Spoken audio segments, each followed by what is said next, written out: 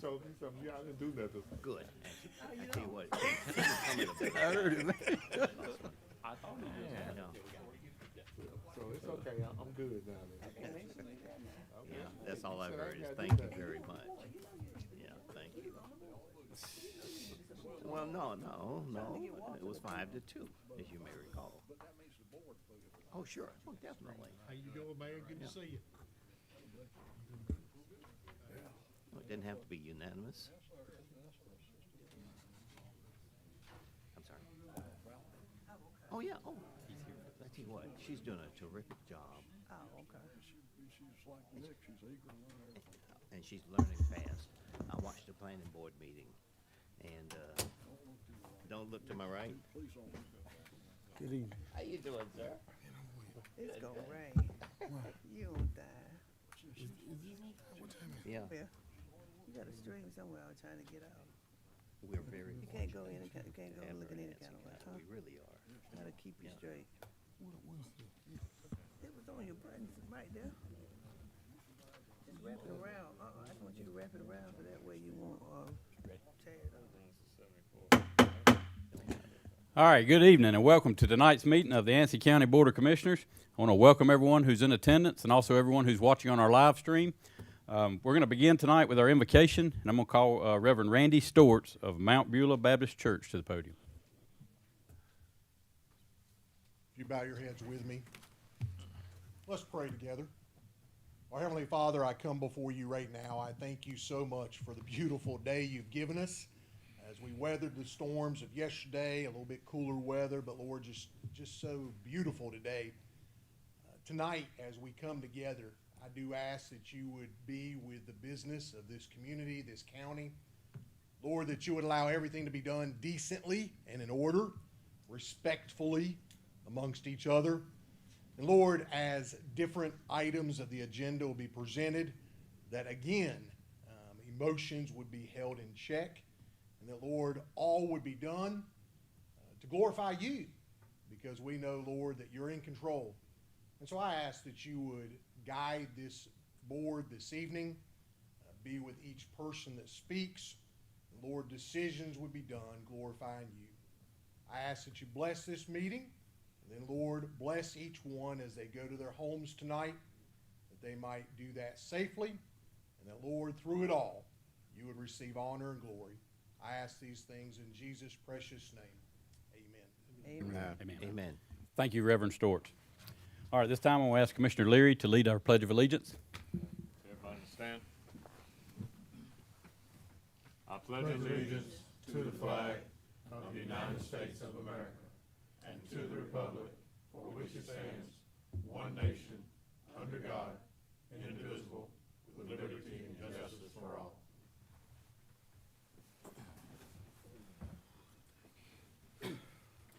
Thank you, Commissioner Leary. All right, we're going to begin tonight with the approval of the agenda. So let me read our ethics statement. In accordance with the State Government Ethics Act, it is the duty of every board member to avoid both conflicts of interest and appearances of conflict. Does any board member have any known conflict of interest or appearance of conflict with respect to any matter coming before the board? If so, please identify the conflict and refrain from any undue participation in the particular matter involved. So are there any conflicts tonight with the agenda? Hearing none, I'll entertain a motion to approve the agenda as presented. So moved, Mr. Chairman. Second. Have a motion by Commissioner Mims, second by Commissioner Gatewood. All in favor say aye. Aye. Thank you. All right, moving on to our consent agenda. I will entertain a motion to approve the consent agenda. So moved. Second. Have a motion by Commissioner Mims, second by Commissioner Gatewood. Any discussion on any of the items? Hearing none, all in favor say aye. Aye. Thank you. Okay, we're moving on to our public hearing. So I'm going to ask for a motion that we enter into public hearing for ZMA 26-01. So moved. Second. Have a motion by Commissioner Gatewood, second by Commissioner Little Reed. All in favor say aye. Aye. Thank you. We're now in public hearing. We'll turn it over to Ms. Skull. Hello, everybody. Thank you for being here. Good evening, board. Good evening, chairman. Tonight, I would like to present to you ZMA 26-01, which is a straight rezoning for Mr. Michael Sandy. And just for the people in the audience, our projector is currently out of order, so we are working off of this lovely TV screen. So apologies for that. So just a reminder to the board, this is a legislative hearing, not a quasi-judicial hearing. So it's unsworn, facts and opinions, all that jazz. And then procedure, plan of consistency and reasonableness statements. This can be approved in a single statement. Just a brief statement on whether the action is consistent or inconsistent with the land use plan. And then if it shows consideration of the planning board's recommendation. And then a brief statement analyzing the reasonableness of the rezoning. So once again, this is a straight rezoning from Rural Agriculture 5 or RA5 to Rural Agriculture 1 or RA1. No conditions were placed on this rezoning. And then a summary of the request for you. So this is PIN 646300491643. The total parcel is 87.09 acres. And once again, will be from Rural Agriculture 5 to Rural Agriculture 1. So some information on the rationale for the rezoning. Once again, the parcel size is 87.09 acres, and the current use is undeveloped parcel, mainly used for silviculture. The proposal is to rezone the property to allow for subdivision into roughly 1 acre residential lots. The current rezoning of RA5 requires a minimum 5 acres per parcel, which would not allow for the creation of 1 acre compliant lots. The justification provided by the client is that rezoning to RA1 would bridge the zoning gap between the RA5 and R20 parcels in the vicinity. It would still maintain that agricultural character of RA5, and it would preserve balance with those surrounding properties. So the plan to rezone to RA1, subdivide into multiple 1 acre lots that fit dimensional requirements. So here's just a view of what the parcel currently looks like, looking towards northeast and southwest on White Store Road. And this is just an aerial overview of the shape of the parcel and the surrounding parcels. And this kind of shows it in the greater context of the county with all of the different types of zoning. And as you can see, it is right on the edge of the town of Wadesboro's sprawling limits. And it directly abuts that R20 zoning district. So continuing on with some more property information, the property is located at approximately 3100 White Store Road in Wadesboro, roughly 0.7 miles east of the Coffee Pot Road, White Store Road intersection, and then more specifically identified as the PIN already described. So municipal proximity, it's roughly 0.43 miles west and 0.73 miles southwest from portions of the town of Wadesboro's ETJ, and approximately 1.23 miles west and 1.47 miles south of the town of Wadesboro's corporate limits. The parcel is fully located in the county's jurisdiction. And as I previously said, the parcel is currently zoned as RA5 and used for silviculture. In terms of environmental features, the lands proposed for rezoning contain portions within an AE flood zone. Zone AE properties have a 1% annual chance of flooding or 100-year flood. And this flood zone is a permanently flooded zone. So that's basically a fancy way of saying that it's a creek or a river. In this case, it's a creek. And in continuing, this basically says a similar thing. It does contain wetlands, permanently flooded system, and the rezoning itself would not impact these wetlands, but it should be taken into consideration. and there are no NCNHP natural areas or managed areas, and no historic resources of note on this parcel. Then continuing on, neither public water nor sewer are available at the site. However, the applicant has been in contact with the Anson County Utilities Department about getting water service to this parcel because the water line that exists ends just up the road. In terms of transportation, this is on White Store Road, which is a bidirectional road, 55-mile-per-hour speed limit. It's Class 5 major direct collector, Route Class 4 secondary route with roughly 500 vehicles per day as of 2024. And it has never been rezoned before, and neither have the surrounding parcels. So in terms of alignment with the land use plan, the land use plan designates this area as a working farm area, which would generally include active agriculture or forestry, cultivated farmland and timber harvest, livestock and woodlands, and primary residence and associated outbuildings. So rezoning from RA5 to RA1 aligns with the working farm principles. And if this were to be approved, land use would identify this as rural living. So continuing on, RA5 to the southwest, there is much RA5, east medium density residential R20, and west there's low density residential. So existing land uses in the immediate area: small lot residences, one large lot residence, utility business, silvicultural, and other undeveloped tracts.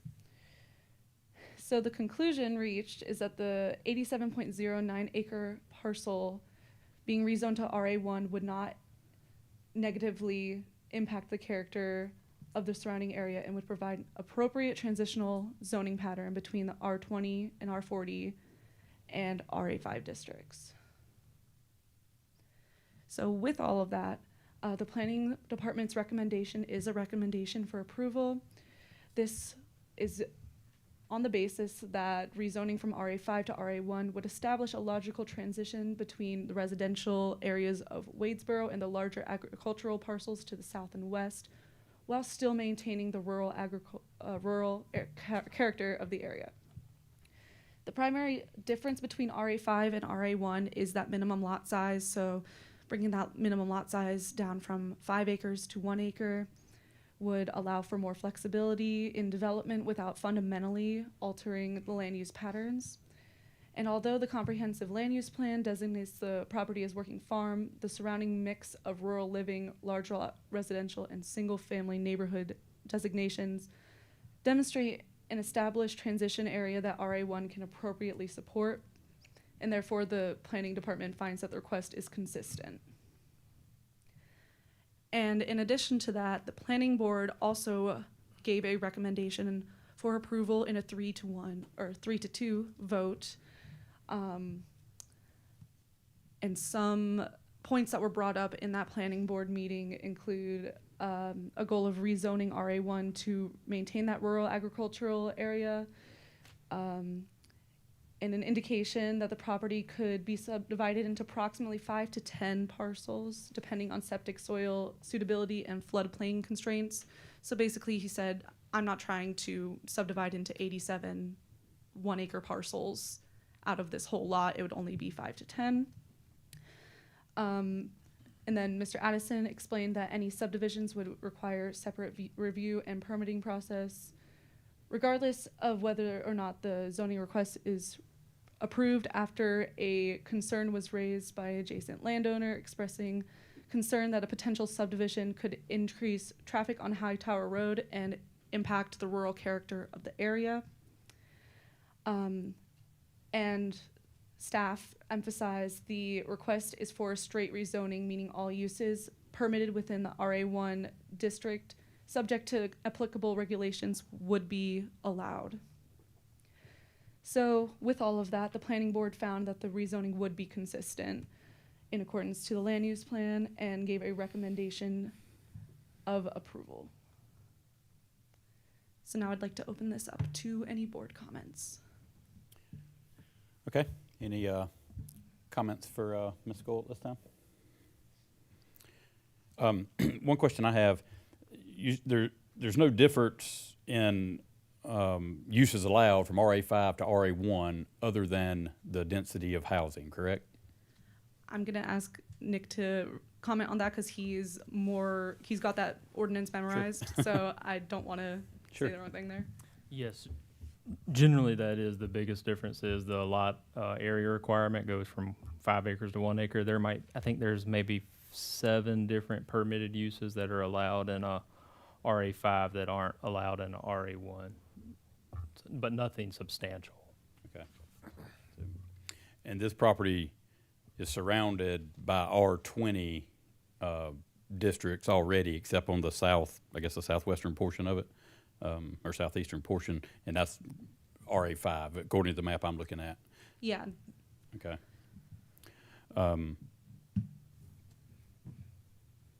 One other question. There's a R40 designation that it looks like just to the northwest of this track. let me pull that up really fast. While she goes back to the map, yes, there is R40 to the west of Coffee Pot Road. Yes. Now, there would be significant differences in what's allowed on R40 versus RA1, even though technically the square footage is real close to the same, correct? That's Yes. correct. Okay. All right. North of Waysboro, east of Waysboro, and kind of the southeast of Waysboro. Majority of those sections buffering into RA5, are those RA2 or RA1 areas? It's really hard to tell by the green. Are you looking on the slide that I have up for you? Or are you looking on a different page? I just want to make sure I know what you're talking about. Well, in my agenda packets, well, it's page 39 in the agenda packet, page 8 of 13 of this presentation, that picture right there, yeah. Go This back one? one. Mm-hmm. That one, right there. Okay, sorry. So you see what I'm talking about, north of Wadsboro Yes.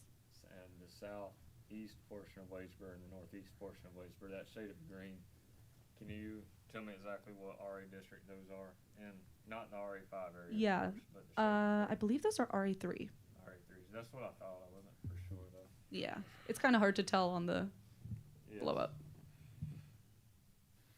In the 87.9 acreage, how many potential residents are they trying to put there? Mr. Sandy stated roughly 5 to 10, but it would really depend on if it perks, septic availability, things like that. But he is predicting 5 to 10.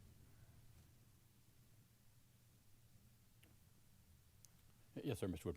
Sorry. Based on the size of this rezoning, that number could increase, as he indicated in it. And I think Mr. Sandy was the one that worked with us on our rezoning. That's why I'm asking this question. Does he have any plans to increase that? Because he'll have the ability to do so just because of the size of the property. It's 87 acres. He's only going to do 5 to 10, and they're 1 acre, so it's going to leave a lot open. Yeah, I'll default to Mr. Sandy on that when he comes up to give his presentation and answer your questions. However, it has not been indicated to me that he has any plans to go over that rough estimate of 5 to 10 parcels. Okay, all right, thank you. Well, I guess my next question is, there's no water out that far. I think you said it ended right before this track's supposed to start. What's gonna happen with the water? So the client has been in contact with the Anson County Water Department to extend that water line.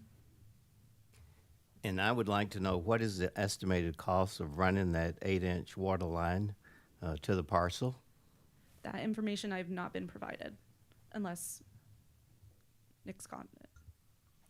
No, that has not been provided by the water department. What I would remind is, it is a straight rezoning, so there are no conditions attached So once it's rezoned, Mr. Sandy, he's the representation for the property owner, Josh Amick, should they decide to pursue one house or divide it into 5 separate lots or 87 different lots, technically per the ordinance that is allowed. It's a straight rezoning, so there's no conditions. The reason they narrowed it down to just 5 to 10 parcels is due to the soil conditions and the floodplains. Just to make that extra clear.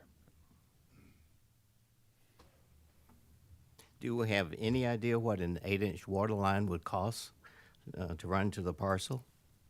Just ballpark.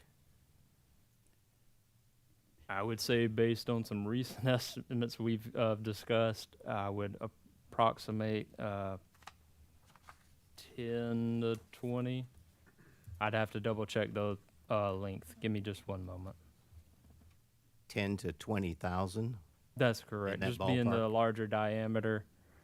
The parcel is approximately, they would probably have to need to run it about 500 feet, which is closer than I thought. So we'd probably, the applicant would be looking at 5 to 10,000 for an 8-inch water line, assuming there's still right of way. And, there's a lot of areas in the county that have had fiber laid down recently, so we know that's been an issue. So as long as there's no right of way acquisition needed, it would be that way. And would the applicant bear the cost of that expense? Yes, sir, that's correct. All right, thank you.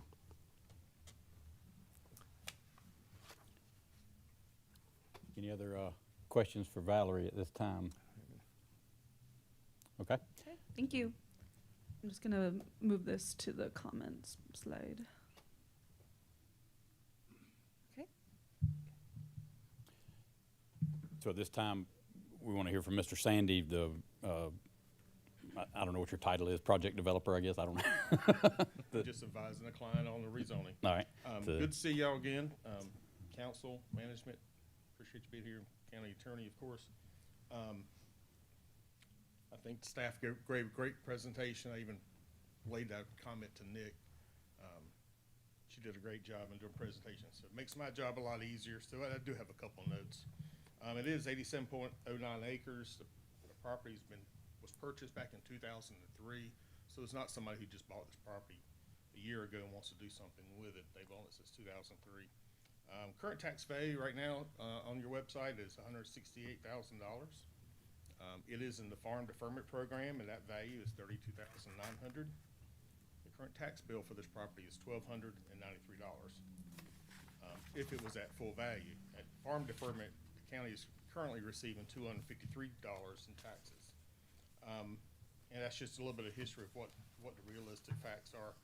The R20 to the north and east, is a transitional zone between the town, Wadesboro, their zoning, they're more urban, of course. As it transitions out to this parcel, it jumped from R20 to R5. My client felt like doing 5-acre lots for what he wanted to do would price some people out of the community. By the purchase of the land and a house, it just doesn't make any economic sense. So I did run some numbers on some tax value changes that would benefit everybody. At 10 lots, the normal rate going for that area is $10,000 a lot, tax value. You add the $250,000 house per tax value, that's $2.5 million in new revenue or new base for the county, and that would be taxed at $19,000 a year. So it would definitely come out of the farm program and also be taxable, taxable to the county. The sale value of the homes that's being proposed are in the $300,000 to $350,000 range. Their benefit to Anson County. We do recognize that there's a flood zone on the property, topography problems. The soils in this area are moderate at best. So instead of trying to take up 5 acres and trying to find a perk site, we just needed some flexibility in order to get the perk site. We've got a soil scientist standing on by us, ready to go tomorrow if this rezoning goes through, so he can start his work to evaluate if there's even 10 sites on this portion of the property. Of course, you know, like I said, with the perk sites, water line extension, that would be at the cost of the developer, for us to extend, whether it's 5, 7, 800 feet of line, of course, be a fire hydrant put at the end, so that line would be turned over to the county, for you to be able to operate, collect revenue on, water sales. It wasn't, back in 2024, this property was unzoned, and the adjacent properties were unzoned. And I think you're well aware, because this board's been on here for a couple of years, with some of the stuff that has happened over the years with unzoned property. So you're very fortunate to have zoning in place now to have some say-so in how your county grows and how it develops.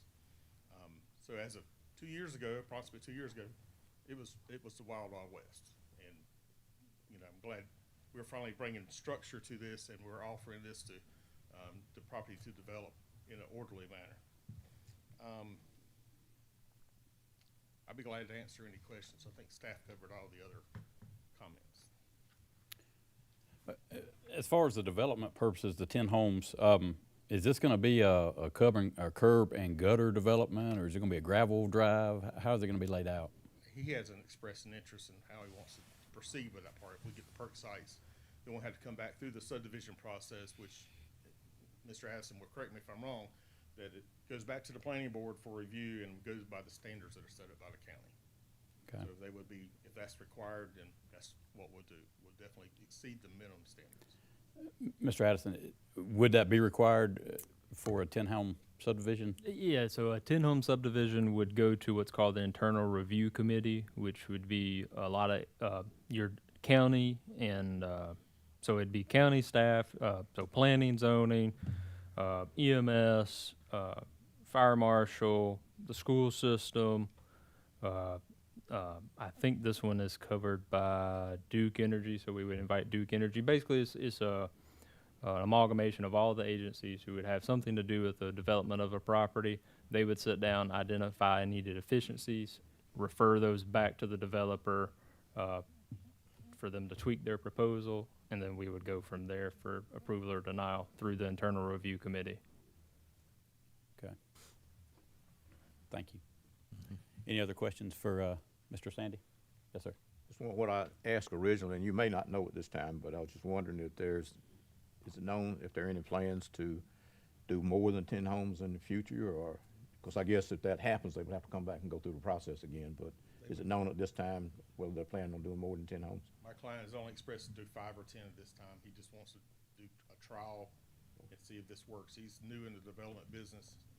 He owns land, but he doesn't develop any. He said, I want to try and build some houses or put some houses here in this area that will test that for him and see how that works. Okay. All right, thank you, sir. But I can't speak, but if it's zoned that way, it's just like it is now. We could do 17 homes without even coming to the county. Right. Just the subdivision process by right. But we don't want to do that. That's taking up too much land for each parcel. Most people don't need that much land, and they won't take care and keep it up. So Right.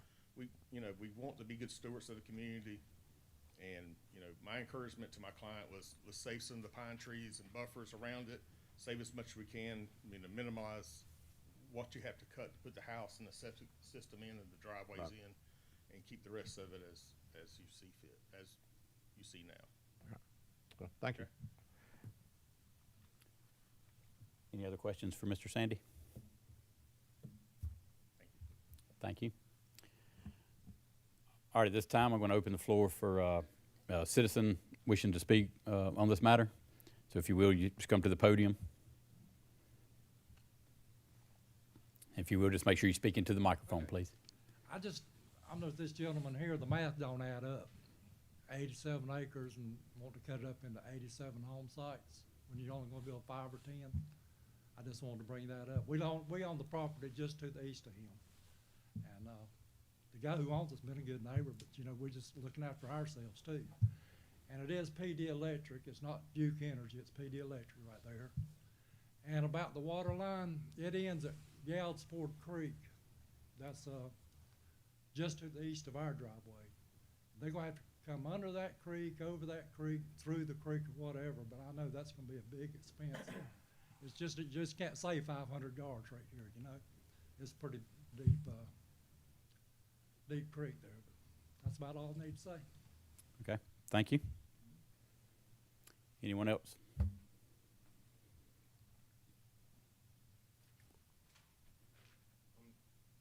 Travis Lucaville. I own the land right about about a mile west of this property. And to save the landowners some time and money, that land is not perk. The gentleman that just spoke, they have 150 acres. They found 2 perk sites on 150 acres. I own 132 acres. I had 2 perk. That land runs, and I have land around me that does not perk. They're not gonna find enough perk for, you know, realistically, you're talking about 1 acre sites. One, that's not a farm. I've never seen a farm that's a acre. I think they're realistically wanting to put in probably 40, 50 houses. That will change that area. Everywhere from Robbie Hill's shop that way is farmland. It is rural. We do not need any more housing. We need more industry. Has anybody tried to traverse the traffic light at Anson High during school hours in the mornings? Before the 7-Eleven, after the 7-Eleven. We're fixing to add a middle school there, which is gonna make it a complete nightmare. You add 40, 50 houses, it is gonna be gridlock. The roads are the worst roads in Anson County, right there at Orchard Street, Coffee Pot Road, going up towards Porter's Shop, the worst roads in Anson County. Where do you think all this traffic's gonna go? I can sit on my front porch and the 400 to 500 cars a day, I can count hundreds of semi-trucks that are bypassing Wadesburg going by my house. It's just gonna make it worse. Those roads are narrow, cannot handle the traffic. I built my house, I bought my land in 2003. I built my house in 2014. I built it out there so I didn't see any yard lights. I do not want to see this housing development, even if it is a mile away from me. But the main thing, that's not gonna perk. And have you checked the voluntary ag district? We're aware of their agricultural use. Have you checked to see if anybody, Gentlemen, would you please? have they checked to see if anybody is in the ag district that was in a half a mile of that land? Because if they are, they cannot develop it if it isn't within half a mile. You know, unfortunately, I'm a mile away. But yeah, the water line's gonna cost way more than 5 to 10. And we all build out there because we don't want housing developments near us, regardless of how much it costs or whatever. We got more important things to do, and there's other places that housing developments can fit in this county, not right there.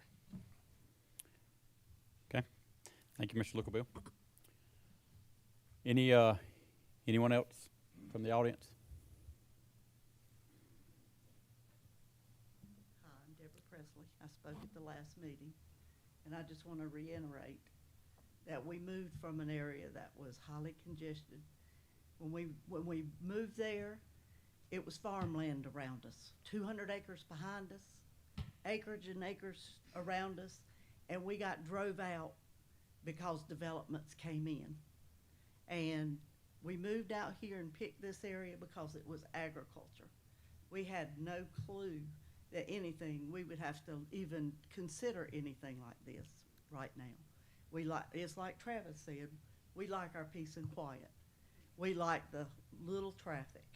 And I understand that a landowner wants to do what he wants to, but he has to consider his neighbors. And we moved there for peace and quiet and tranquility. We have a tree farm, and we bought our property years ago too, probably 15 years ago, maybe close to 20 years ago. And we owned it a long time before we ever moved on it. And I wished you would consider declining this rezoning because we don't want a development.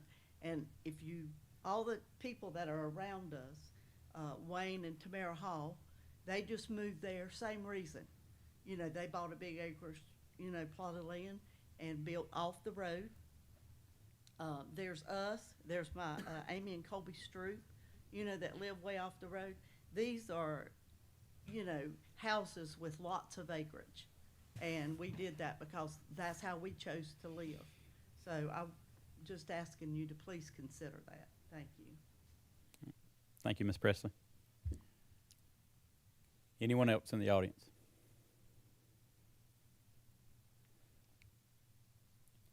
Okay. Hear none. Mr. Addison, does that conduct the planning board report or the public hearings portion of it? Yes. Okay. So, all right. No other question. You got a question? Oh. I just make a motion, we come out of public hearing. Okay. Yep. We have a motion to exit the public hearing by Commissioner Ellerby, second by Commissioner Gatewood. All in favor, say aye. Aye. Thank you. Okay. So this time I will entertain a motion as to what the board's pleasure is on the rezoning request. I guess I didn't have any questions, but just to make sure I understand this completely. This is a proposal or a request to have this zoning change from RA5 to RA1, which would enable the applicant to be able to do a subdivision, one property per acre.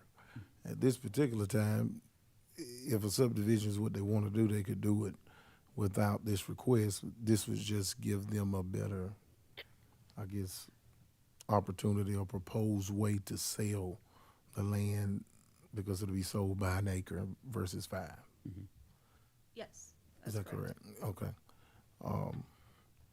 And potentially down the road, that would give them the opportunity to do up to, and not limited to just that number, but potentially 87 properties. If that's, I mean, if it all perked. If it all perked, yes. Right. And also accounting for flood zones and, yeah. Right, I understand.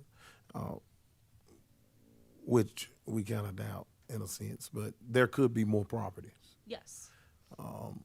And these properties eventually would bring in tax revenue, whereas right now we have about $253 per year on a 87 acreage of land.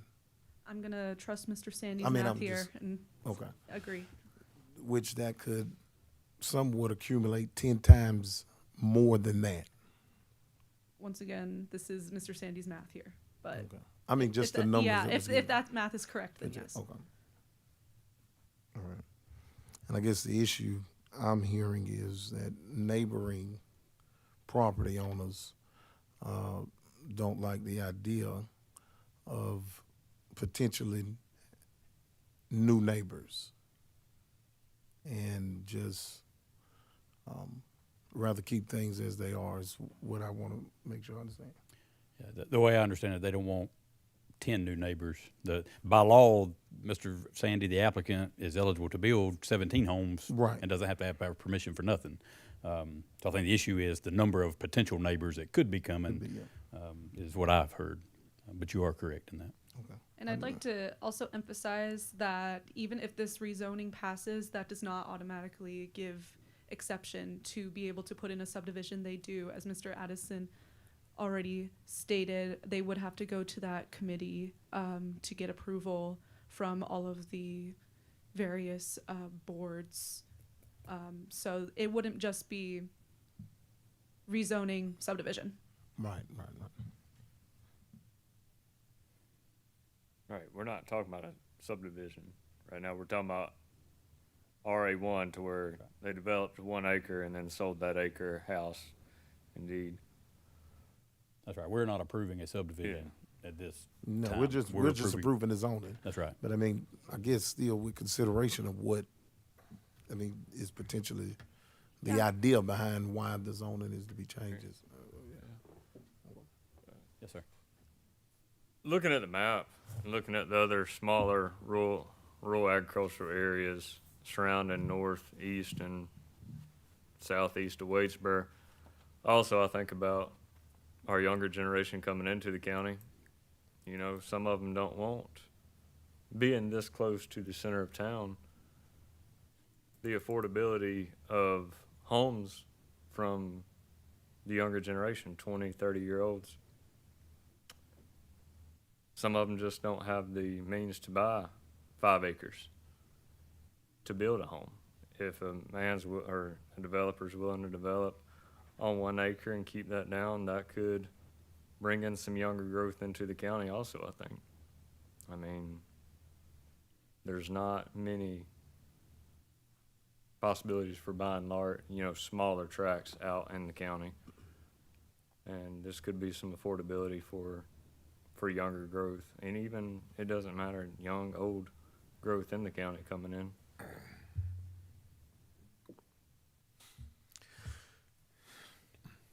Any other discussion on the rezoning? Well, I kind of share those sentiments. It's, I guess, somewhat of a challenging decision to make. Yeah. But when you think about the housing crisis, shortage of about 4 to 8 million homes just across the nation, and then you look at areas like Anson County,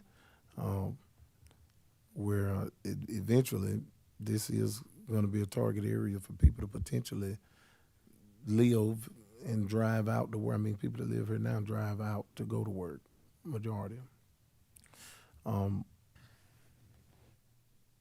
I have a hard time telling someone that has 87 acres of land, just decline just because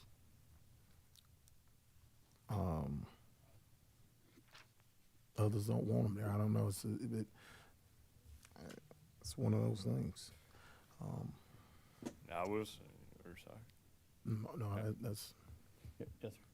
I mean, I would say if RA3 is on those other areas, and we're only talking about the developers only looking at 10 to 15 acres, or 10 to 15 homes, I mean, what's the consideration of RA3 for that area?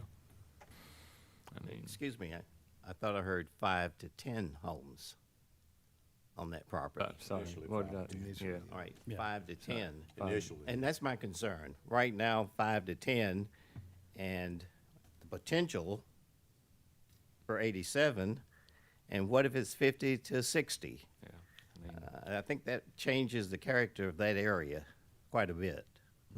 That's my guess- concern. Well, I guess my question was, I heard 350 for a house and 250. Which number was right when they was talking about taxes? Mr. Sandy, can you speak on the, just speaking Just of, on that part, the 350 would be market value and sale, but tax rates, the tax assessment, would probably be around 250. I based it on some other areas. Some new homes are already in Anson County. They sold for this price, and their tax value is here. And but I related the tax stuff to Mr. Newton. He's in the audience. I have a question. Can I ask you yes, a sir. question? Mr. Sandy, can I ask you a question? Sure. Yeah. So if we're looking at potentially 5 to 10 homes, what's the negative of doing RA3? You would probably be taking up more land that would be needed for each home, and then, of course, you'd have to price that land into the price of the home, so you're probably pushing 400 just to add the cost of the land that needed or not needed. One makes it some flexibility for us to be able to get a perk site. You're probably, in this, like I said, they're mediocre soils at best. You're probably gonna look at lots that are bigger anyway because of the perk sites. But we don't wanna be hemmed into a 3-lot when really you need less than that for a perk site. The first homes are gonna be on the frontage of the property, from my Right. understanding, because of the water line extension. Right. And that's what the client wants to do, just do 5 or 10. So what's the consideration of value for 1 acre in that area by y'all's numbers?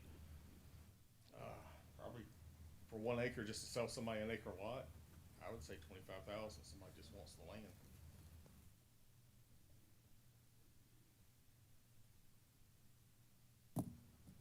frontage and a water line extension. Just playing the devil's advocate, just say, I buy an acre of land out there and then it doesn't perk, then I'm just up the creek, right? That's why we didn't want to do the soil sciences stuff first, because that's tens of thousands of dollars for us. Right. We didn't want to do the water line extension first, because whatever that cost is gonna be. The zoning is the most logical step to get to that point. Soil sciences is ready to go, and then, you know, say if we only get 3 sites, you know, it was mentioned earlier, it's hard to perk, that's all that's gonna happen. We can't, Right, yeah, you or I can't change the soil conditions out there. absolutely. So that's what we're battling up against, and that's why he wants to do 5 or 10 based on soil conditions, mainly on the front of the property. My question, I guess, is if he's only wanting to do 5 or 10, he can build those today without any question. We don't know if it's going to, because it's 5 acre zoning. We don't know if it's going to perk. So if I was a developer, I would go ahead and have identified the 10 lots that I know I can perk, and then I can say, here's 10 lots, let me rezone them to 1 acre and I can build a house on it, knowing I'm gonna have the rest that we found perk sites for. Because we don't know what's going to, he may only find 2 perk sites on 87 acres, so that means it's going to be zoned RA 30 or 40. You know, he's going to have two houses on 87 acres. So I guess my question is, why wouldn't we go ahead and do the evaluation first and know how many lots we're going to find before we rezone it, hoping we're going to find 5 to 10 lots? The quote I got from the soil scientist, our guy that we use out of Salisbury, is over $2,000 a parcel to do that. So we would be spending $10,000 to $20,000. I understand. And you know, if we got 10 sites and then y'all don't rezone it, then we're kind of, you know, might have spent that money, and it's still priced to people that would be purchasing the property Okay. out of the economy. It's just some logical steps. Sometimes it's easier to try to get some zoning approval before we go out and spend the money on the ground. Surveying is very expensive. Soil work, you know, water line extensions, and all these other things. And I by no means am asking to run a water line yet, put a septic in. What I'm saying is, we're gonna approve this to RA1. You're gonna go out and you're gonna spend $20,000, $30,000 getting soil analysis to find out you only found 2 perk sites. Or you can spend the $20,000, find out you got 2 perk sites, and we don't even have to rezone it. Or you can spend $20,000, find that you got 10 perk sites, then you can come back and tell this board, I've got 10 sites that perked, I would like to zone it to RA1 to be able to build on these 10 sites. That way we don't have to change the characteristics of that land if you don't find the perk sites. But if you find them, we'll hear the case and we can, you know, make an adjustment then. There's no guarantee that you would rezone it. You can't make that guarantee. Yeah. Sure. I know we can't. I'm sure we can't make that. I think I understand your approach. RA5, right? It puts you at a disadvantage to where it's harder to sell the land. It's much easier to sell an acre of land right now for housing. Most people that are purchasing building homes, are doing it on an acre or less. From the investor standpoint, I understand it and I get it. But I mean, I kind of agree with that too. Is in which I know that perking with the proper land development can potentially be made possible in certain situations. I guess with the other issues that I'm considering too is what Mr. Lookerbill brought to attention is traffic and these different things. However, I understand that people need somewhere to live, and I'm not against them living in Anson County if they're going to come here. I mean, ultimately, I just want to. I mean, that's just me personally, and I understand that right now it's hard to find land and things of that nature. People are being ran out of the city, and it's almost like the rural areas are turning to the city. But at some point, is not many options left. Now, the 25,000 an acre, that's quite a bit.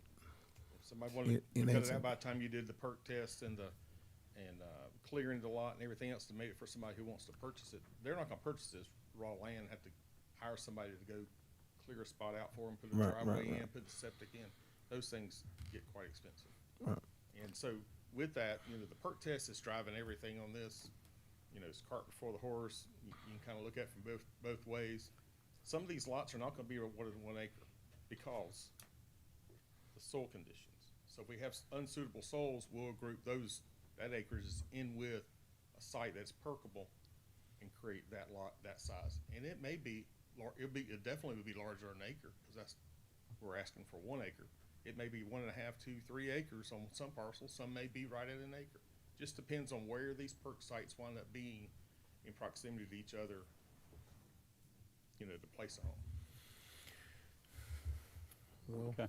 This is fine. What? Mr. And Leary? just remind, we got recommendation from planning board, favorable, and from staff. It meets the land use plan, so we felt like this was a good opportunity for rezoning. I guess, since this does not approve anything other than just the potential, I put a motion on the floor that we accept the proposal and change the zoning from RA5 to RA1. All right, so this time we have a motion by Commissioner Ellaby to approve the rezoning from RA5 to RA1. Do we have a second?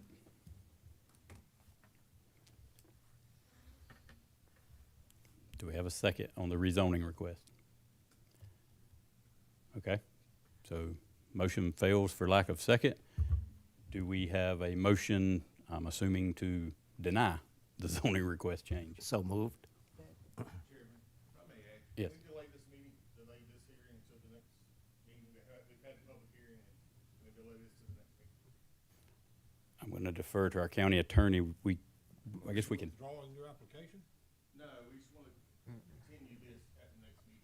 You've already had your public hearing, you advertised, we want to continue for the vote. Motion's done been made and seconded. I've made a motion. The motion needs to be acted upon, that is correct. He has the right to ask, but the motion has been made and needs to be acted upon. And it would be, I'm not sure that you could get any more information anyway, I'm trying to run this through my head. It would be within the discretion of the board to deny it, but there has been a motion that you need to act upon on that. Okay. It'd be to either grant, to delay it. You could ask for a consensus to see if people want to delay it. You would not have to do that. Okay. What would be the guidelines needed to bring it back later, as he's asking for? I'm sorry, I did not hear. What would be the guidelines to bring it back later that he's asking for, if it's denied tonight, or can it be brought back? Just merely as I understand it, be merely postponing it right now for him to present more evidence, but I don't know that you could receive more evidence later on. The motion is to deny it, isn't it? Yeah, well, if it's denied, what does that application, what does that process look like, Mr. Addison? I'm sorry, I Reapplying. misunderstood. I 160D recently changed. If it's denied tonight, the applicant could resubmit again tomorrow. Okay. That we would just have to go through the published notice, mailed notice, posted notice, planning board, and then back to the commissioners. So if it's denied tonight, they due to recent statutory changes, they could resubmit tomorrow. They could resubmit in 10 minutes. Okay. If you're speaking to the mic, please. Yeah. Okay. Thank you. With the recent changes in 160D, with staff recommendation, with consistency statement in favor, and also the planning board in favor with a positive consistency statement, I guess your attorney and Mr. Addison would have to give you some advice on some reasons or such that you're going against your own land use plan, because that is critical, and the reasons why 160D was incorporated and revised is that you have to follow a plan that you've created. Without justification on not following that plan, it becomes a gray area, and that's maybe a legal matter that your attorney could advise you on that, or Mr. Addison. I do believe that the deliberation, some of you said you did not believe that it would be consistent with the plan. Some of you said that it might be consistent with the plan. I heard the language. I'm not trying to sway the vote, but I heard someone say that it was their opinion that it would change the area in a significant manner, and so that would be part of the deliberation process. If now, I will say this, and think the county manager made a suggestion to me. If you're looking for a reason to delay it, if someone wanted to proffer a substitute motion to delay this for later, you could do that, but it would be up to the person who made the motion to accept that substitute motion. I will just interject and say, Mr. Sandy is correct. 160D does require, and we were getting to that prior to the interjection to request for a delay, but it does require us a comment regarding plan consistency and reasonableness statement. So there was indications during the deliberation, but as always, we try and put it into the motion as well, just for extra protection. Yeah. And I think, I know that there's a motion on the floor, but it probably would have to be remade anyhow because it was made and wasn't seconded, and we're almost 5 minutes into that particular motion, so that's considered a fail. No, man, we're not in public comment period right now. So we're going to finish debating the continuation or the motion as we have to deny it.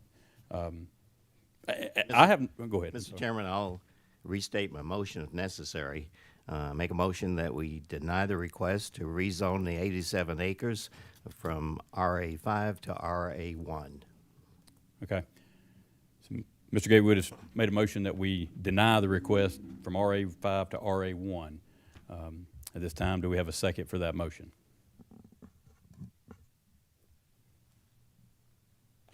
All right, again, do we have a second for the motion to deny the request? I think that motion has failed, Chairman.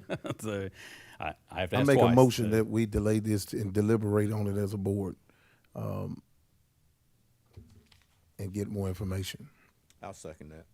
Okay, so now we have a motion by Mr. Ellaby to deny, or to delay the hearing or the decision until our next scheduled meeting. Is that correct? Sure, yes, next scheduled meeting is fine. Okay. Motion by Mr. Ellaby to delay the rezoning request to our next scheduled meeting. We have a second by Commissioner Woodburn. Is there any other discussion on that? And we're legally okay to do that. That's what I was about to ask. As I understand it, the first motion failed for a second. The second motion failed for a second. Mhm. The next motion has passed, Has or a is second. about to pass. If it's been seconded, right? Yes. So it needs to be voted on. So you are legal to do that. Okay, any other discussion Just on? want to make sure I understood That's everything right. that's going on. Any other discussion on delaying the rezoning request? All right, hearing none, all in favor, say aye. Aye. Thank you. Any opposed? Have one opposed, Mr. Gatewood. So the motion passes to delay the rezoning request until our next scheduled meeting, which is April the 7th, April 7th. So, all right, I got a legal question now. okay. What's the legality of conversation? I mean, other than I'm go home and debate this in my mind myself. When the public comes and tries to discuss this after tonight, what is the legality of that without being in? I want to lay that out there. That's a good question. Do not do anything to conflict yourselves out. You have had the opportunity to hear evidence and things. It's not a Quasi-judicial. quasi-judicial hearing, so you can consider things and all that. But if somebody wants to make a comment, that's fine to educate you, but it needs to be brought back here to the board. All right, it's not a quasi-judicial hearing. Yes, sir. But you don't want to be conflicted out. If that's what And we've already held the public comment period. that is correct. So at our April 7th meeting, we will not have a public hearing portion to this rezoning. Right. If you would limit it to discussions between staff and county for factual clarifications, that would probably be best. Okay. But now, citizens have the privilege to still maybe send over some kind of information. We just need to make that available to the board. If they reach out and say, if I get an email tonight or tomorrow, I just need to, just to bring that information. That would be good Okay. to disclose that. Okay, no problem. But again, this is a legislative process. It's not as strict as the quasi-judicial hearing. Right. Okay. Any other questions on the rezoning case? Yeah. You good, Mr. Leary? I could talk all night with what's going on, so I'll just hold off. I will say the same thing I said earlier. You know, I like the RA3 buffer areas are good. RA1, I think, is just questionable. I mean, could it be 87? Very, very highly unlikely that 87 acres on that lot is going to plot for the safe haven of our zoning policy and everything. I think I kind of like RA2, RA3 in that buffer area instead of RA1, but we'll find out in 3 weeks now. Yep. So, okay. Well, I just want to take a second and thank Ms. Skull for her work through the planning department. She was not hired to do that job, and she is filling some shoes, and so we appreciate her hard work and efforts that she put into it. So thank you. She's hiding over behind the podium. Yeah. But, all right, so we're going to move on now. We're going to move on to our appearances. So first up, we have Mr. Rex Edwards of the airport, Anson County Airport. Rex Edwards, your airport manager, and I'd like to say to the board, met a few tonight that I hadn't met before, but it's good to see everybody. I'd like to say that a little bit about our airport. We've got a runway that's 5,500 foot long. If you're speaking, and you can pick it up if you need to. 5,500 foot long by 100 foot wide, and it's utilized by small planes and business jets and turboprops and some military planes. Some of the recent activity that's been there is we had a couple of crews that were using helicopters to do tree clearing along the railroad tracks and power lines. And both of those groups purchased fuel from us. Also had some business jets from Sandstone and Darling coming into Anson County for business. And then we get a lot of activity, training activity coming from surrounding airports like Stanley County, Monroe, Concord, Rock Hill, places like that.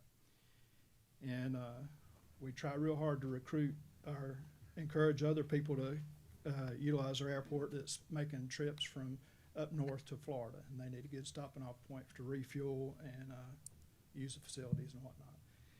And over the past year, our activity's increased. We've already sold probably as much fuel at this point as we did all of last year. So we still got about 3.5 months to go. So that's looking good. Very good. Some of the things that's getting difficult out there is the war in Iran, and the storms lately has caused difficulty in getting fuel when we need it, and the prices have gone up on what our ability to purchase the fuel is. So it's going to be kind of interesting to see how that plays out. All the other airports around that's competing with us, they're going to be in the same boat. They're going to have to buy the same expensive fuel as we are. With that being said, we got a few projects going on at the airport. One, I don't know if you guys have the supplements, but on page 63, there's an Exhibit A that has a picture of the taxiways in question. But currently, our engineering firm, which is Michael Baker Engineering, is doing the design work to do rehab of those taxiways. The asphalt is in poor condition, and it also has some drainage issues where the drain tiles are causing problems where having some sinkholes in some of the asphalt area. So they're currently working on the design of that project. There are some private hangars out there on private land that utilize our airport, and it's difficult sometimes when we're dealing with grants to build areas or maintain areas that services those. But the state did give us approval to work on a section of the taxiway that services those hangars that's in bad shape. And basically what Michael Baker's telling us is for the design part of it is an additional $34,000 to design the add-on part of that taxiway. And we're looking at using non-primary entitlement grant money to pay for that. It's basically where the county gets about $150,000 for a match of about $16,000, and that money can be banked up to 4 years before you potentially could lose it. And we're looking at utilizing some of that money to pay for this, which basically is going to involve about a $3,400 local match. That $3,400 is already in our budget. It just has to be approved that we can utilize it on that.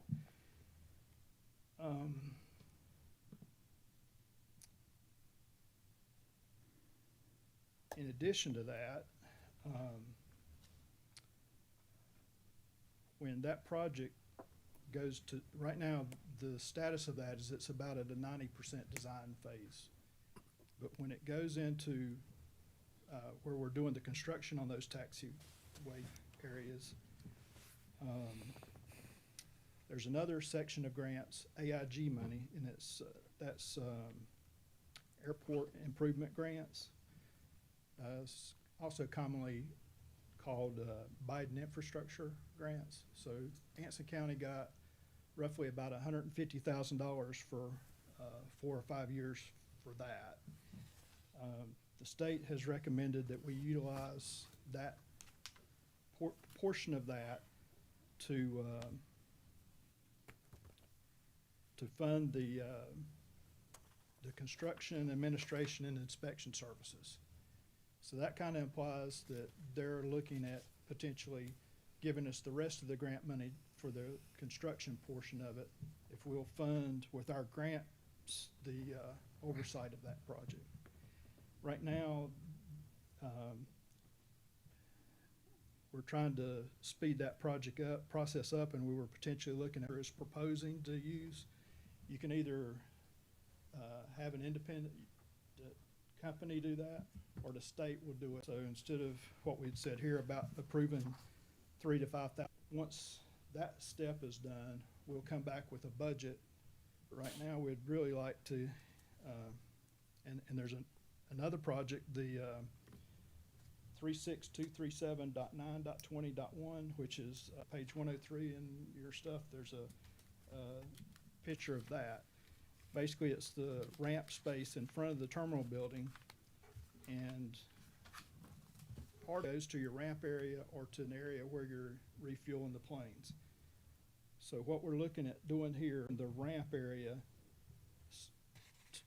more to the south, so that it's not a straight shot in there. By doing standards for the access to areas like that, but also with it being, we'd look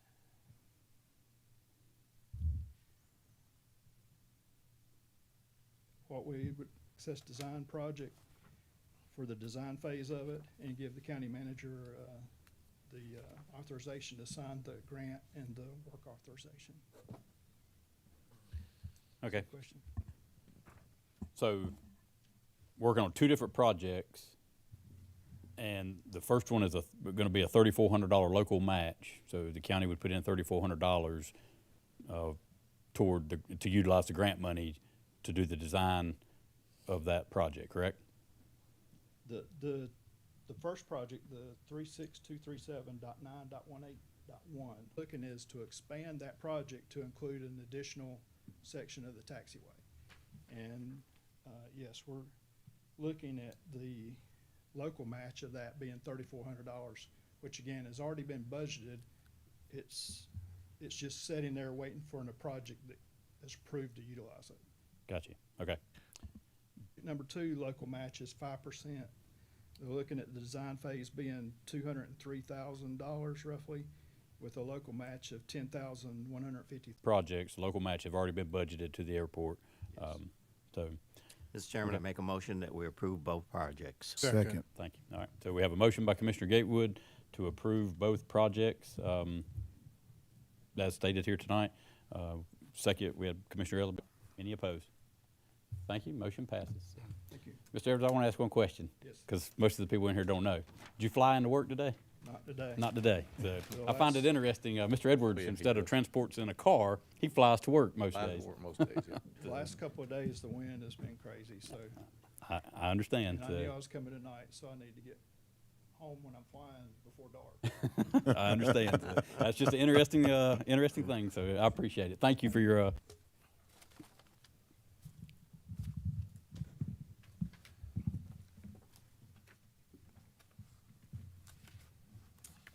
I'm here to give you an update on where we're at on the 2026 revaluation.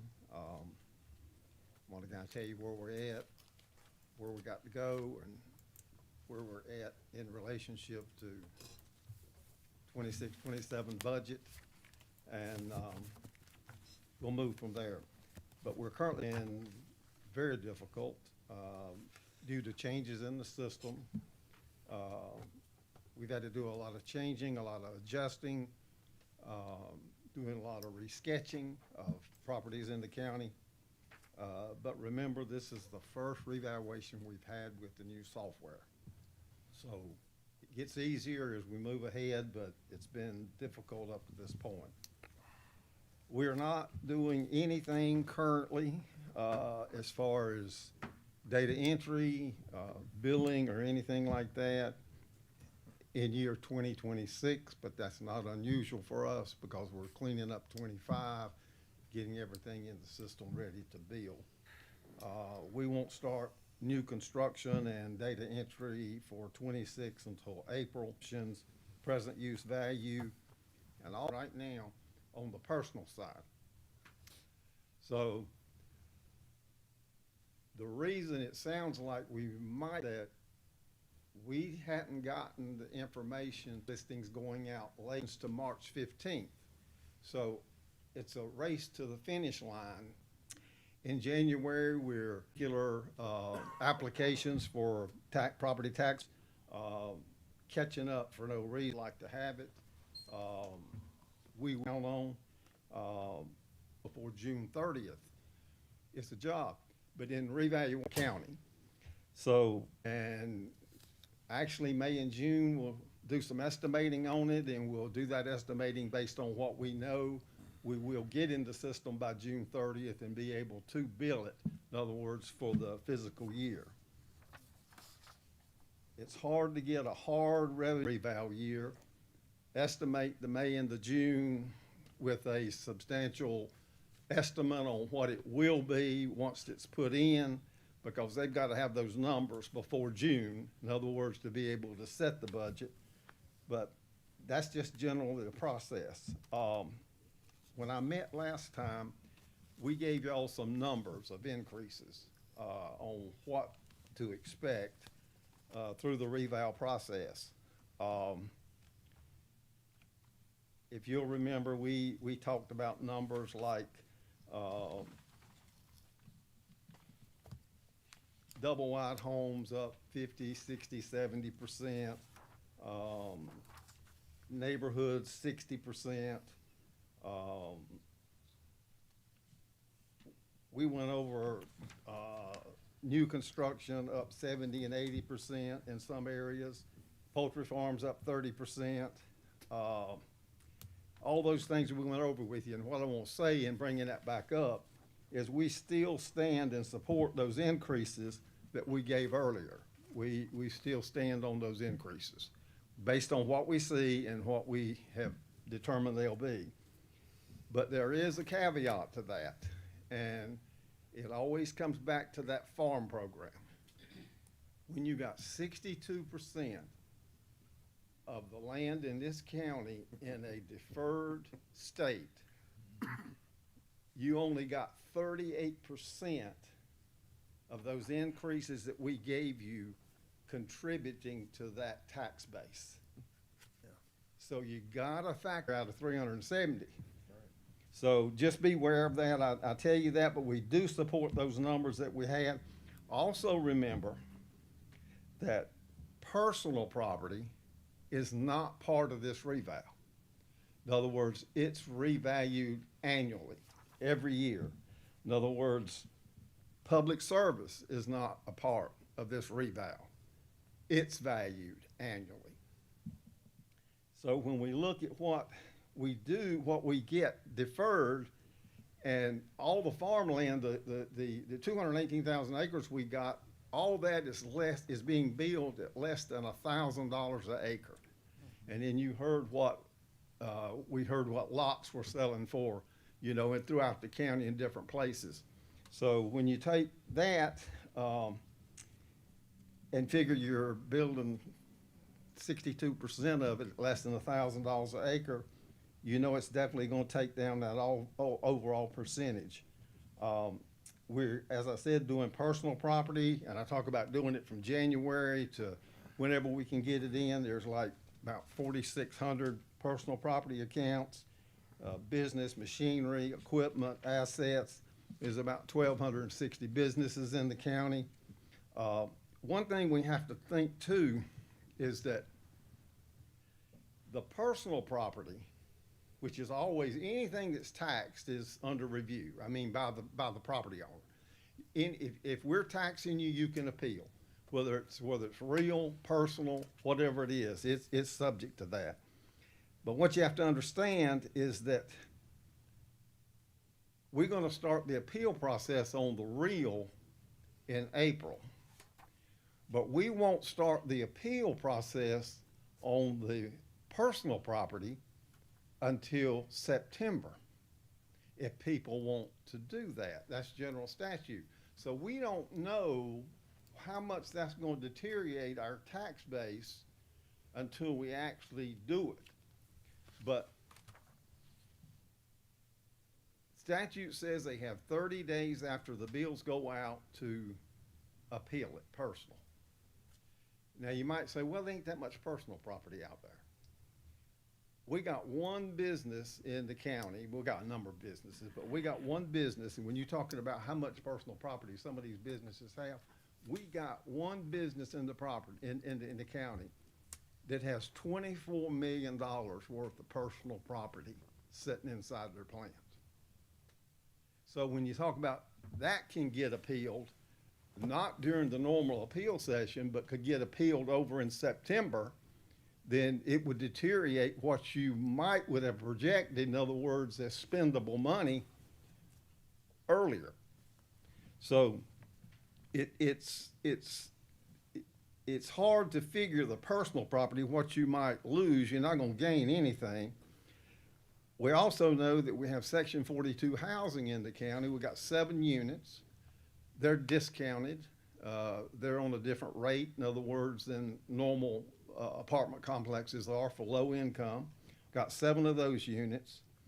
And vehicles, not involved in reval at all. In other words, the rate you set does have a bearing on it, but not on the values of them. In a non-reval year, we have 30 days to settle the appeals in a non-reval year. And state statute says you got from April the 1st to May the 1st, and you settle them in that 30 days. Now, if they go to the state, that pulls it out of there and it's a different story. But you got 30 days window to do that. In a reval year, it's no longer 30 days. The appeal process can run to December the 1st of that year.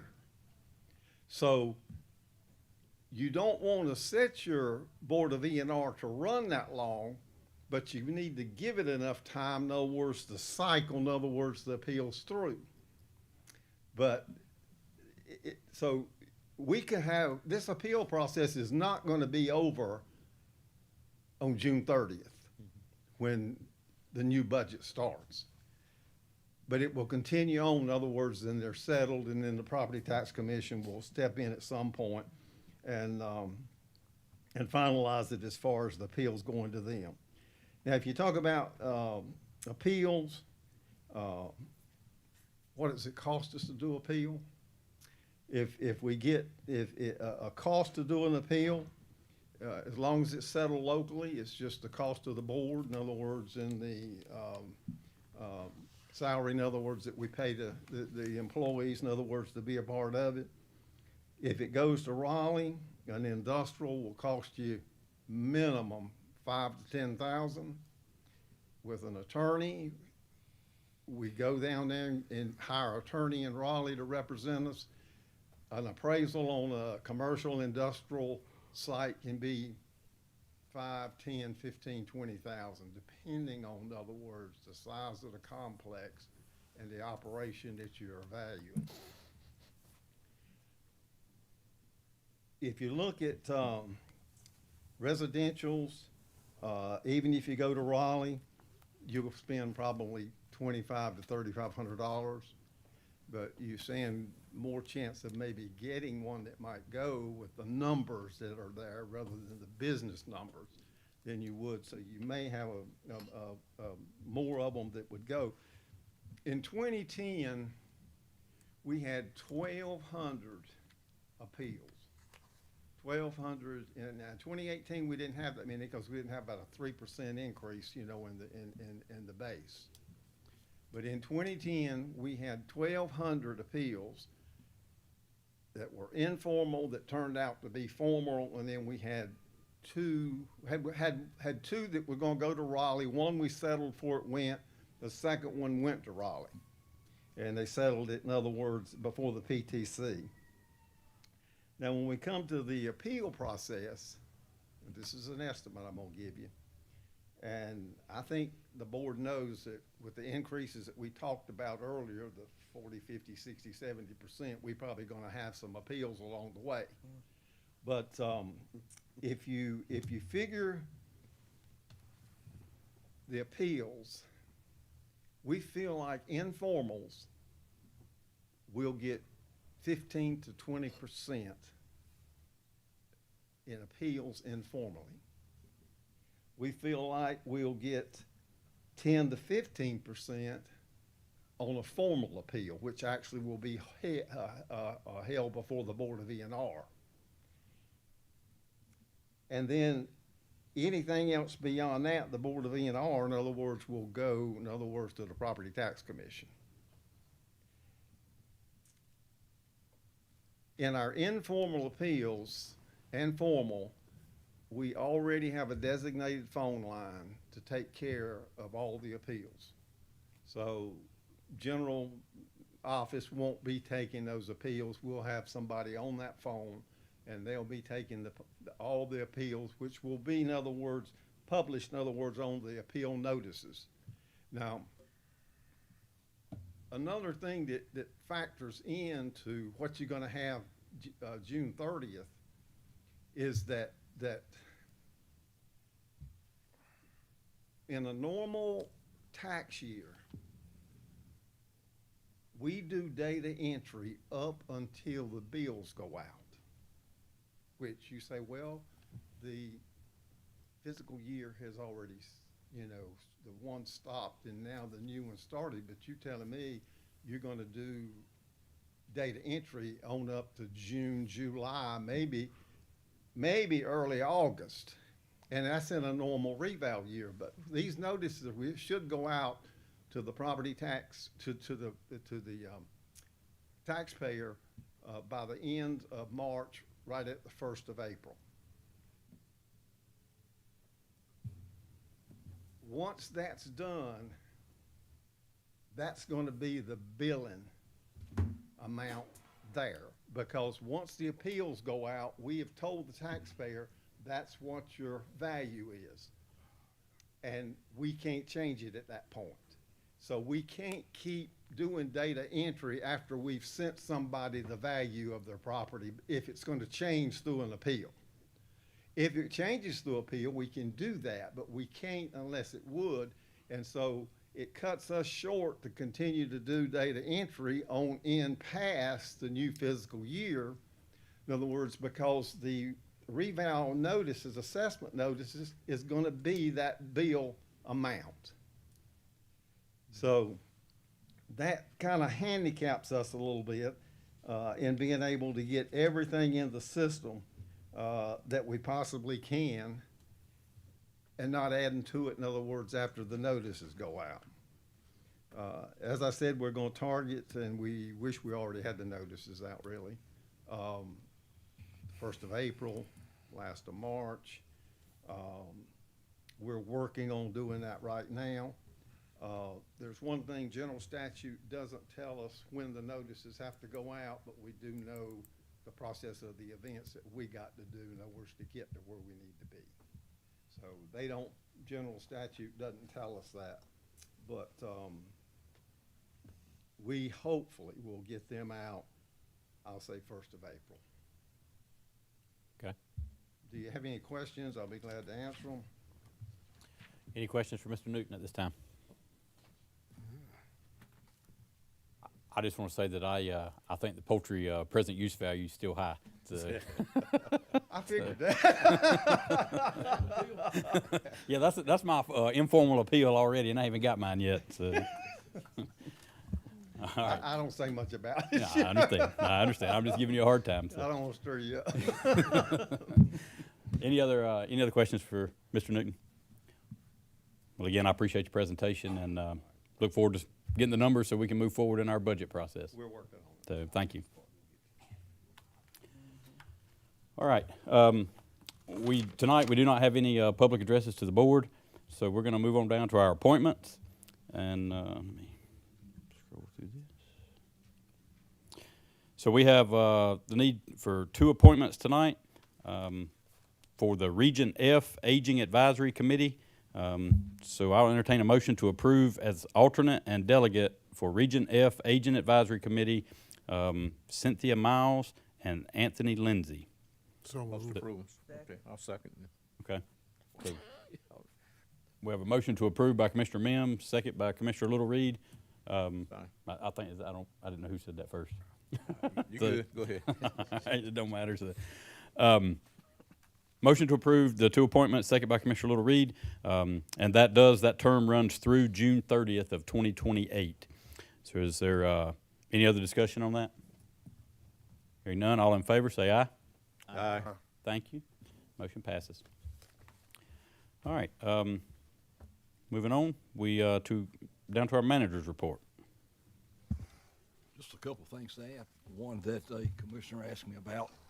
You remember recently we talked about the winter storms we've had so far, and I think they were named Fern. And I don't know why they give hurricanes ladies' names, and they also give a winter storm a lady's name, but whatever. But anyway, every department has submitted their project cost except for 2, and I'm not going to embarrass anybody tonight. I could, but it would not be the right thing to do. Rodney's still got plenty of time. He will, if you'll recall, he said he has to have it submitted to FEMA by the middle of April.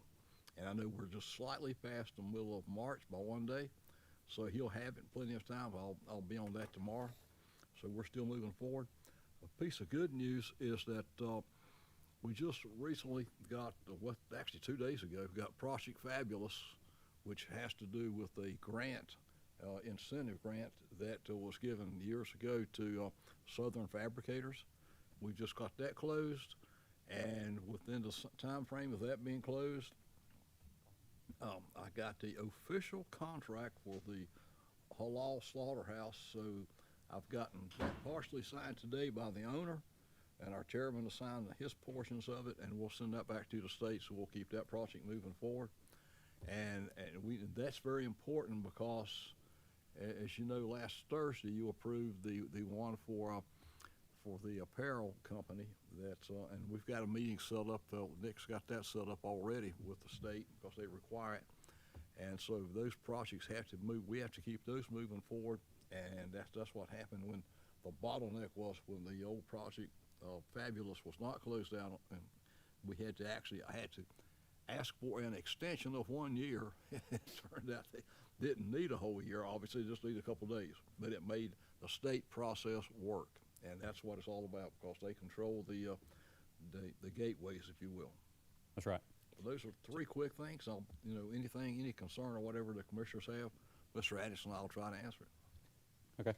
Just to clarify, that's a $500,000 grant for a building reuse program from the state that we're granting to a company that's investing. It was $10 million in creating 61 jobs in this county. Right, and it's good. And I knew you gave some numbers at our last meeting last Thursday relative to the last 12 months or plus or minus in terms of the 3 different projects that we've been successful so far. That's right. So look forward to hearing more of those. So. We are too. Okay. Any other questions for the manager or assistant manager? All right. We'll hear no more. We'll move on to the chairman's report. I just have one item I want to bring to your attention again. March 25th is the highway historical marker in honor of Eliza Jane Pratt, who was a United States House of Representative, the 79th Congress. So there will be a program ceremony Wednesday, March 5th, starting at 2 o'clock, and then moving to the Methodist Church in Morven there at 2:30. So all commissioners are invited. Yeah, March 25th. Wednesday, March 25th. At 2. 2 o'clock, yes. And that concludes my chairman's report, so I'll open the floor to commissioners. Go Yes, ahead. sir. I was just gonna, I know we asked about an update for the remote work and flex schedule and all that. It's been, what, a month now? Mr. Guess Saucy? that could have been in the manager's I report. think they're coming in April, if I'm not mistaken. They were circling back to the different department heads and getting some additional information to bring it back to you in April. Okay. So, And also on the same thing, based at the last meeting, I've appointed a committee to look at the possibility of creating a merit pay plan. so, okay. Any other commissioner? I had Oh. several department heads that volunteered. I didn't have to draft anybody. And Ms. Jackson is here to verify that, as is Mr. Newton and Mr. Edwards. All right. Mr. Woodburn, you had something? Just one thing, and I think part of it I could already answer, but I wanted to, just had a citizen approach me about the record rotation, and I just need to know, is there a, because I looked at the information that was in our packet, I might not have looked at the right one at that time when we approved it, but the towing fee, is there a charge per mile? I think it probably is, but I couldn't find it in what I had. That was his concern. I don't have it in front of I me. don't think I quite understand the question. It's not $300 a mile, no, sir. It's, and I have. That's what I'm asking, that fee, what is the fee per mile for towing? I cannot remember. I didn't see it in the information. I'll get with you later to Okay. kind of track that down so I can get this citizens an answer. That's all I have. Okay. But one thing that I guess I should have mentioned in Chairman's report, the email about the property tax discussion in Raleigh is they're having a committee hearing tomorrow. I guess, I don't know if all commissioners got that email from Kevin Leonard from the association. Encourage all of you to join in just to hear the issues that they're dealing with in Raleigh and how it may affect a local county like Anson. So I think it's tomorrow at 10 a.m., I think. Okay, So- thank you. I think you're right, it is 10 a.m., and I'm hoping it doesn't affect the reval that we've had in process for the last couple of years. Yeah. That we're just now getting to the end. So, okay. Any other commissioner concerns, comments? Okay. Well, at this time, I'll entertain a motion to adjourn. So moved. Second. I have a motion by Commissioner Little Reed, second by Commissioner Woodburn. Meeting adjourned.